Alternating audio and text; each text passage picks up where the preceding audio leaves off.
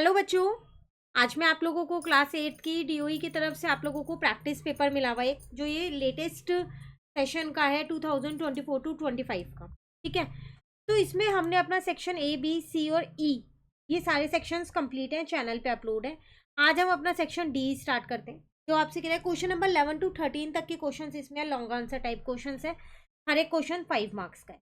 Question 11 है, a pentagon is divided into two wedge as shown in the figure. Figure देखते ही समझ में आ गया कि ये तो एनसीईआरटी का क्वेश्चन है, हमने एनसीईआरटी में इसे कर रखा है। चलिए आज एक बार और फिर से रिवाइज कर लेते हैं इसको। कह रहे calculate the area of this pentagon by both ways, दोनों तरीके से। तो अगर आपको याद हो कि इसमें ज्योति और कविता थी, है ना, जो हमने एनसीईआरटी में समझा था, तो दोनों का तरीका करते हैं। चलो फर्स्ट वे इसको मान लेते हैं और सेकेंड वे इसको मान लेते हैं। सबसे पहली बात तो डायमेंशंस लिख लेती हूँ मैं यहाँ पर। देखो ये 15 है, ये 30 है आपके पास, ये 15 है। तो जो फर्स्ट वे है उसमें तो ट्रेपीजियम बनना है, देख के पता चल रहा है आपको। तो ट्रेपीजियम का फॉर्मूला लगा देंगे और 2 से मल्टीप्लाई कर लेंगे, क्योंकि 2 ट्रेपीजियम बन रहे हैं। ठीक है ना। अब इसमें हाइट कितनी लोगे, ये पूरा 15 है, तो हाइट कितनी आ जाएगी 15/2। सारी चीज़ें हमें मिल गई हैं, बस एरिया ऑफ ट्रेपीजियम निकालना है। तो पहले फर्स्ट वे कर लेते हैं यहाँ पर।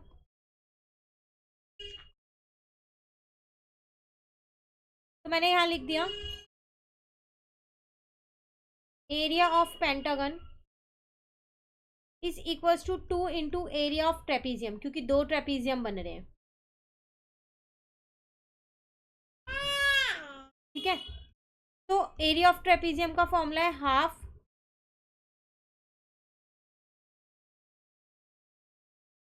सम ऑफ पैरेलल साइड्स इनटू में height.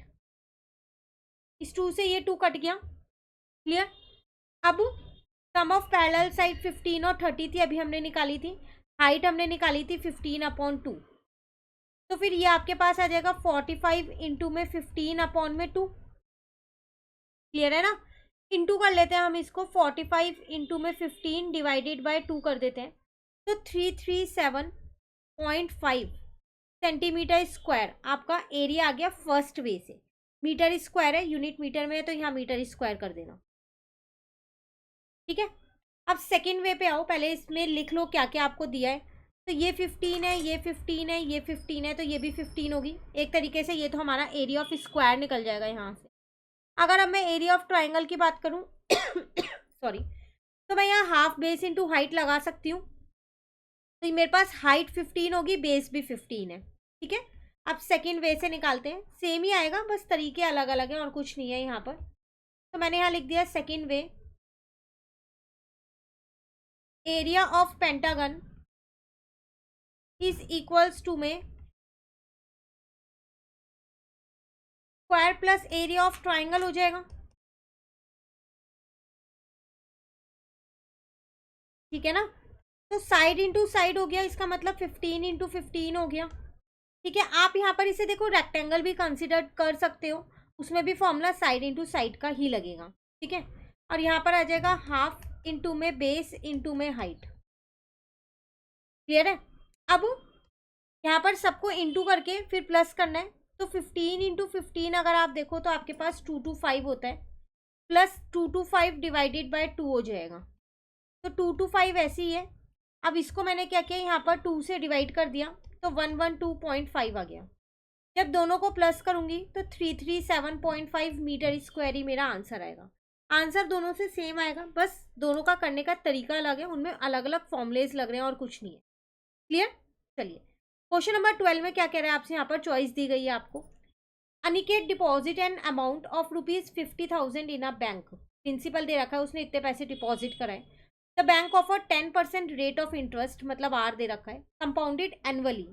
How much interest will Aniket get after 1 year. एक साल के बाद उसे कितना इंटरेस्ट मिलेगा वो आपको निकालना है। ये इसका फर्स्ट पार्ट था क्वेश्चन का। Also find principal for second year, compound interest after 4 year. तो ये 2 पार्ट और करने हैं। एक तरीके से इस क्वेश्चन में 3 पार्ट है आपके पास। तो सबसे पहले फर्स्ट पार्ट को कंप्लीट करते हैं। प्रिंसिपल मुझे दे रखा था यहाँ पर 50,000। रेट और टाइम, टाइम तो 1 ईयर ही दे रखा है मुझे। रेट मेरे पास 10% था। ठीक है, पहले अमाउंट ही निकालेंगे। फॉर्मूला होता है प्रिंसिपल 1+r/100 इंटू में n। प्रिंसिपल है 50,000, 1+r है 10 और n है 1। 0 से 0 कट गया तो बेस सेम किया तो 10 + 1/10 हो गया, क्योंकि नीचे 10 ही बचा था ना। तो ये आ गया 50,000 इंटू में 11/10। 0 से 0 कट गया। 5,000 को मुझे क्या करना है, 11 से इंटू करना है, तो मेरे पास अमाउंट आ गई 55,000। मुझे कंपाउंड इंटरेस्ट निकालना था, तो वो मेरे पास होता है compound interest is equals to amount minus principal. तो 55,000 माइनस 50,000, तो मेरे पास आंसर आ गया 5,000। यहाँ तक का फर्स्ट पार्ट कंप्लीट। ठीक है, अब वो कह रहे हैं प्रिंसिपल फॉर सेकेंड ईयर, तो वो कैसे निकालेंगे। तो यहाँ लिखते हैं हम प्रिंसिपल फॉर सेकेंड ईयर। तो पहले प्रिंसिपल था मेरे पास 50,000, अब उसमें ये मेरे पास इंटरेस्ट और ऐड हो जाएगा, क्योंकि इंटरेस्ट पे भी इंटरेस्ट मिलता है कंपाउंड इंटरेस्ट में। तो प्रिंसिपल हो जाएगा 55,000। क्लियर। चलिए, एक और पार्ट आपसे इसमें पूछ रहा था, वो क्या था, कंपाउंड इंटरेस्ट आफ्टर 4 ईयर। तो यही फॉर्मूला दोबारा लगा देती हूँ, अब 4 साल का निकाल लेती हूँ यहाँ पर मैं सीधा सीधा। प्रिंसिपल मैं अपना 50,000 ही ले रही हूँ अभी। 1 आ रहा है मेरे पास 10%, अब n मेरे पास 4 हो गया यहाँ पर। तो 50,000 0 से 0 कट गया, 1 + 1/10 यहाँ पर 4 आ गया। तो 50,000 यहाँ आ जाएगा 11/10। अगेन डिनोमिनेटर सेम के एलसीएम लेके अब आप इसको 4 टाइम्स लिख दोगे। तो 11/10 इंटू में 11/10 इंटू में 11/10 और इंटू में 11/10। 4 0 यहाँ पर है, ये कट की 1 2 3 4 0 से। ठीक है, तो 11 इंटू 11 121, 11 इंटू 11 121 इंटू 5। तो जब आप सबको इंटू करोगे तो आपके पास अमाउंट आ जाएगी 73,205। अब आपको कंपाउंड इंटरेस्ट निकालना था, तो अमाउंट माइनस प्रिंसिपल। तो 73,205 माइनस 50,000। ठीक है ना, तो इसमें से हम क्या करते हैं, अपना 50,000 माइनस कर देते हैं। तो कंपाउंड इंटरेस्ट आ जाएगा 23,205। क्लियर है। तो ये था क्वेश्चन नंबर 12। लेकिन अगर आपको ये क्वेश्चन नहीं आता है तो आपको चॉइस में एक और क्वेश्चन दिया गया है, पर सेम ही चैप्टर का है। उसमें क्या कह रहा है आपसे, on the occasion of Diwali Sudha offer a discount of 20% on all the items at her shop. Diwali occasion पे क्या हुआ, एक गर्ल है सुधा ने अपनी शॉप पे हर एक पे 20% का डिस्काउंट दे रखा है। Still she make a profit of 14%। के बावजूद भी उसे 14% का प्रॉफिट हो रहा है। What is the cost price of the article marked at 350। अगर कॉस्ट प्राइस बताओ कितना होगा, अगर उस आर्टिकल का मार्क्ड प्राइस है 350, एमपी आपको दे रखा है 350, तो आप डिस्काउंट निकाल सकते हो यहाँ पर रुपीज में। कैसे, 350 का 20% निकाल दो। 0 से 0 कट गई, 0 से 0 कट गई, 70 रुपीज़ का डिस्काउंट आ गया। सेलिंग प्राइस भी निकाल सकते हो आप इससे बहुत आसानी से। डिस्काउंट का फॉर्मूला आपको पता है, डिस्काउंट इज इक्वल्स टू में marked price minus selling price. Discount 70 आपने निकाला,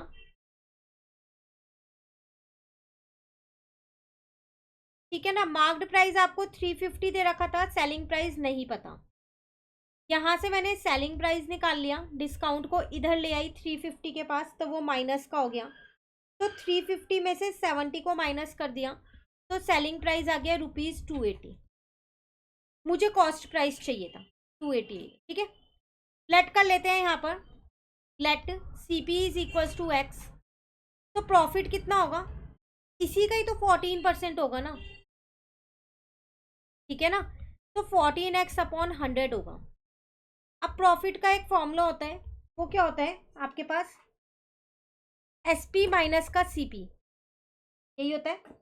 ठीक है, ऐसे क्वेश्चंस हमने RD शर्मा में कर रखा है, ये पूरा चैप्टर कर रखा है हमने RD शर्मा से, वहां से ज़रूर करना।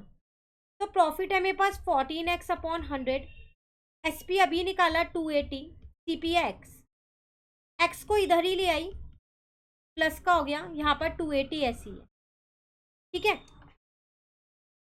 डिनोमिनेटर अगर सेम करती हूँ तो 14x प्लस 100x अपॉन में 100 इज इक्वल्स टू 280, तो ये आ जाएगा मेरे पास 114x और 280 इंटू में 100 हो जाएगा। यहाँ से x की वैल्यू निकल जाएगी 280 इंटू 100 डिवाइडेड बाय 114, ठीक है ना। अब आप देख लो, अगर किसी से कट करना है कर दो, नहीं तो डायरेक्ट मल्टीप्लाई डिवाइड आप कर सकते हो। मतलब 280 को 100 से इंटू करोगे 28,000 डिवाइडेड बाय 114 कर दो, ठीक है। तो x आपके पास पॉइंट में निकल गया 245.614, तो आप उसे 245 या 246 अप्रॉक्स में ले सकते हो। तो यहाँ से आपका कॉस्ट प्राइस निकल गया, कितना निकल गया, वो निकल गया 245। क्लियर। आप उसे 246 भी ले सकते हो, क्योंकि पॉइंट में आया तो अप्रॉक्स में ले सकते हो। क्लियर है। ये था क्वेश्चन 12। चलिए क्वेश्चन 13 पे आते हैं। The following table shows the distance travel by a car at different time during a day. Time और डिस्टेंस ट्रेवल दे रखा है। Draw the graph for the above information.